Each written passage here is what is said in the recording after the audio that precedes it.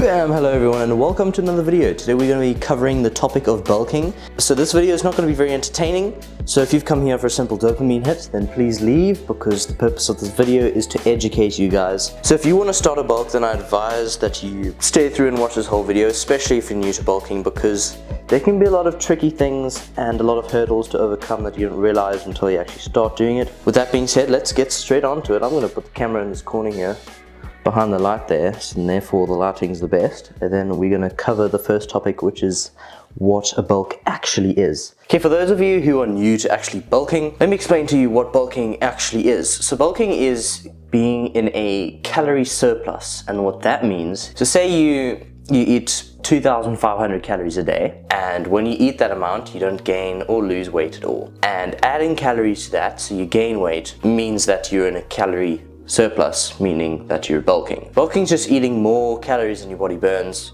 which allows you to gain weight, whether that's muscle or fat or both. So with a bulk, you're undoubtedly going to gain a bit of fat.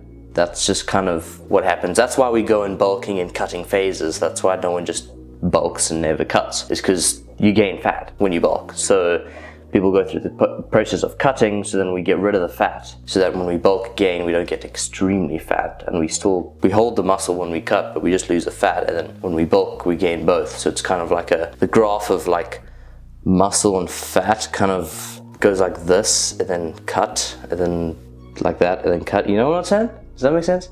Anyway, but that's how bulk works. We just eat more, so we gain more. And why should you bulk is a good question. Another aspect of bulking is not just for the physique building, but also strength. For recently, my strength has been affected quite a lot with this bulk recently, especially with bench. I struggled to hit 100 kgs on bench for a very long time until I started properly bulking. And then I hit 100 kgs like 2 weeks ago. And since then I've hit 107.5, and I would have gotten 110, but my spotter was trash. So I reckon I could definitely do 110. So I gained like 10 kgs of strength in like 2 weeks, which sounds absurd. I could have been stronger when I actually tried the 100. I could have maybe gotten more, but I mean, bulk's working. So reasons you should bulk is to gain strength, gain muscle. And if you're one of those really skinny people that has no fat, no muscle, then just gain everything. So I have my notes on my PC over there. So if I look back at all, just to let you know, it's because my notes are there. What's next? Okay, when it comes to bulking and making progress, you want to set goals. Realistic goals that you can achieve, okay? And that being said, for the amount of weight you want to gain during the bulk should be anywhere between 400 and 500 grams a week. So keep that in mind, and then figure out how much weight you want to gain. If you work in pounds, I can't help you, sorry, I work in kilograms. For me, if I work in kilograms, okay, I want to gain 10 kgs, okay? Now let's double that, which is 20. So it'll take 20 weeks to gain 10 kgs. If you gain 500 grams a week. So it does take a while, and please do not speed up the process and end up gaining 1 kg, excuse me, a week, because that's just going to be fat. Your body can't really gain more than 500 grams of muscle a week. Unless you're taking steroids, you're not going to be able to gain that much muscle unless you're a genetic freak. So stick to the basics, 500 grams a week in body weight. And raw body weight. When you weigh yourself, the best time to do so, if you have a scale at home, is to, as soon as you wake up, go to the bathroom, hop on the scale. Just wearing your undies or nothing, actually. That would be even better. So for me, when I weigh myself in my undies after I go to the toilet, straight after waking up, before I even drink any water. I wait after I hop on the scale. So in that way, I know that's just almost pure body weight, not any food in the stomach or any water, so there's no food or water weight. So the next topic to cover is the amount of protein you want to be eating in a day. So for me personally, I am 89 kgs now, I think. Yeah, pretty much. Well, 88, 89. I'm in between 88 and 89. I'm just in that range. And I'm eating around 200 grams of protein. Now that is a little bit more than necessary, because you should be eating around 1 gram of protein per pound of body weight. So if I change my body weight to pounds, that's 194, 196, somewhere, no, 195, let's just say 195. So I should be eating technically 195 grams of protein. But my rule of thumb with protein is the more the better.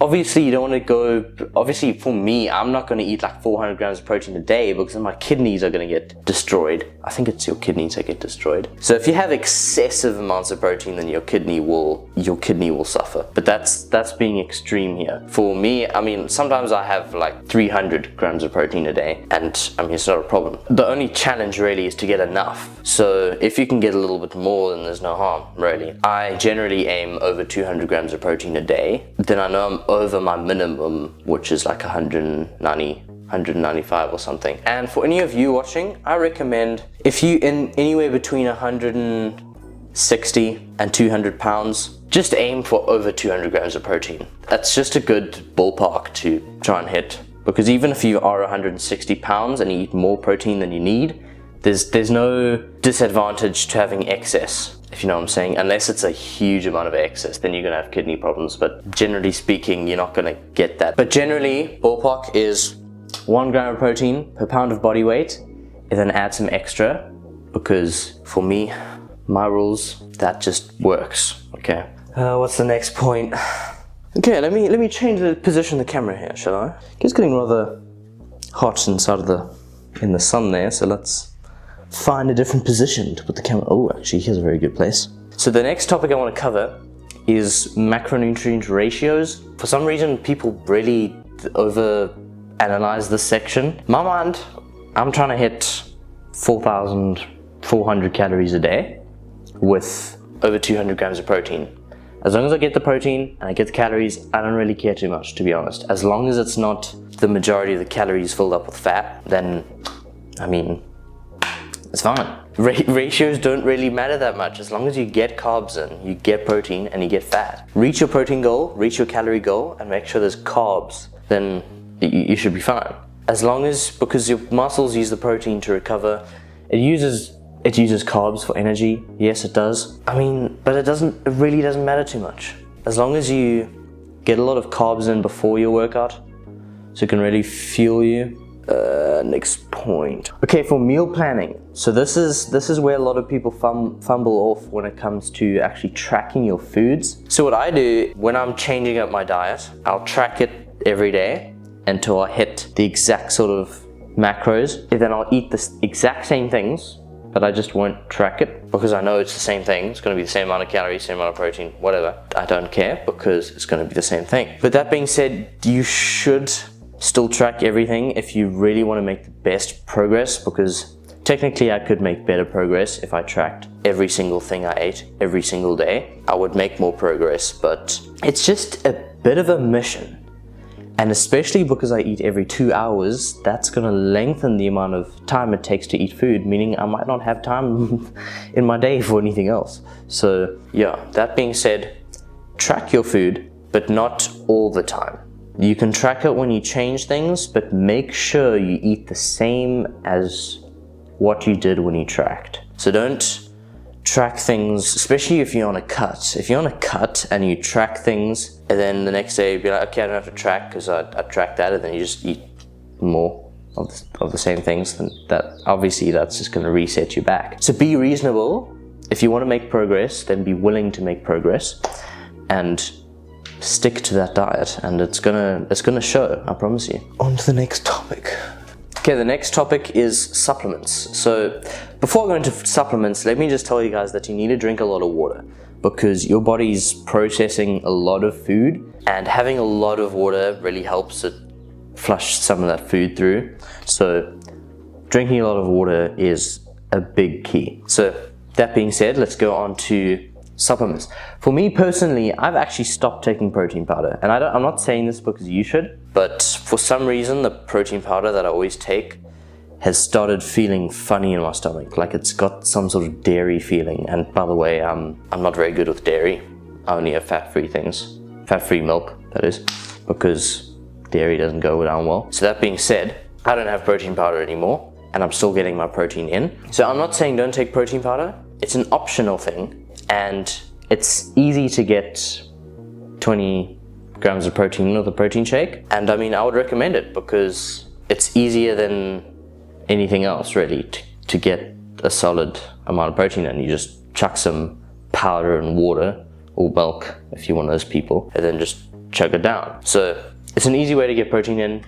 Do it if you want to, don't do it if you don't want to. It's optional, and I mean, I guess it's helpful, but I don't do it. You don't need it. But second of all is creatine.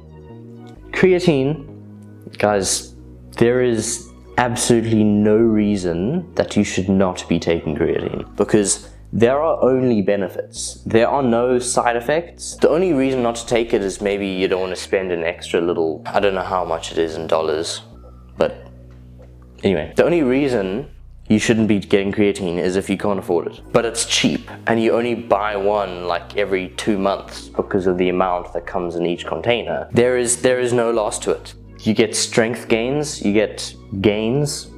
I mean, there's a whole science behind it about how your body creates ATPs faster on creatine, because that's what creatine does. It converts creatine into ATP cells, which then hydrates the muscles and converts, and it uses those ATPs for explosive strength, meaning that you get stronger, and being stronger you can gain more muscle. So creatine indirectly helps you gain more muscle by lifting more for longer. Anyway, so creatine is a must in my books, at least. So take creatine, drink water, and optional is protein powder. Anything else, I'm not really taking too much. If you want some extra to gain strength and muscle, some testosterone boosters, not like, I'm not saying steroids, but something like ashwagandha, that's actually apparently really good. I haven't tried it before though, and I do want to. So I might actually get some ashwagandha soon, but I have tried Tribulus terrestris, and it is quite good. And so apparently ashwagandha is better. So what it does is it's natural. Don't worry, it's not a steroid, it's natural.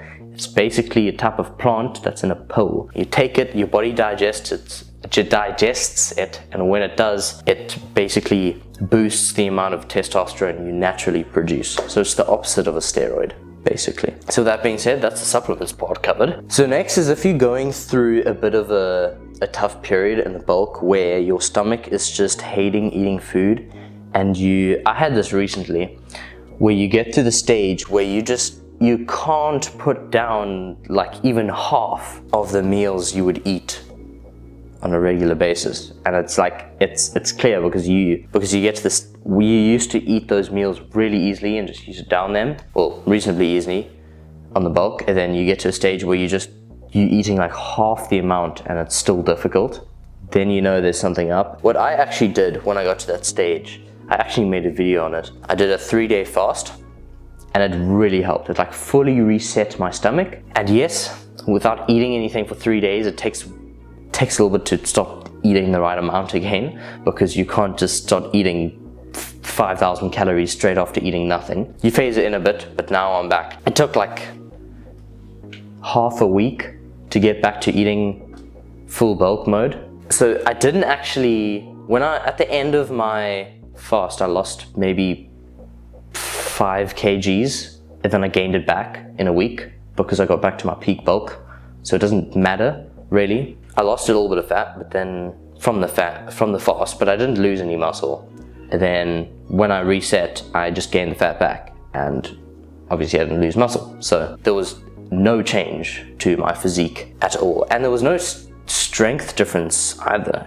I stayed as strong and retained the same amount of muscle. So if you're getting to that plateau section, then just try a fast. I encourage it, even if it's just 2 days, but I highly recommend 3 days, because it's the best place where your body doesn't lose muscle, because your body's still producing HGH, which is human growth hormone, which prevents muscle loss. So that's between the 1 and 5 day period of fasting.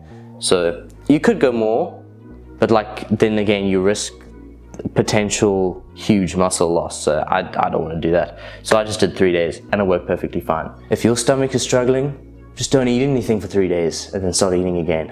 All right, next point.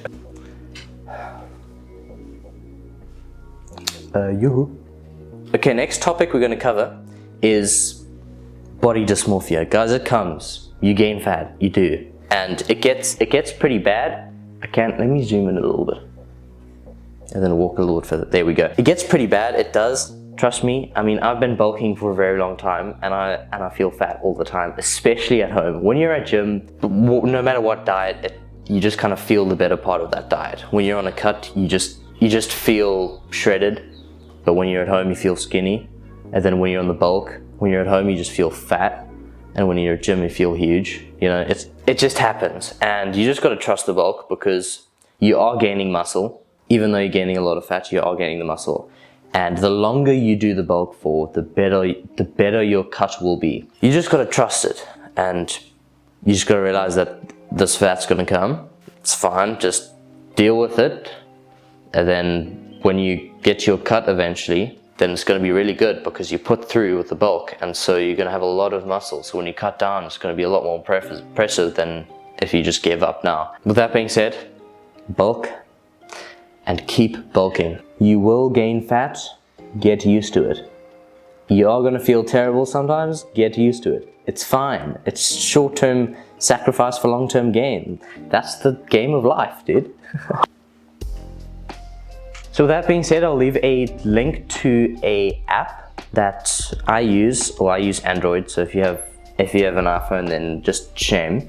But I'll leave an app in the description that I use to track my macros and calories, because the MyFitnessPal that everyone talks about, it actually costs monthly to use it. If you have any questions, please leave them down in the comments. Either that or join the Discord, link in the description. Subscribe if this gave you any value. But otherwise, thanks for watching and good luck with the bulk. Go gain some strength, go gain some muscle, and go eat some food. Let's get it.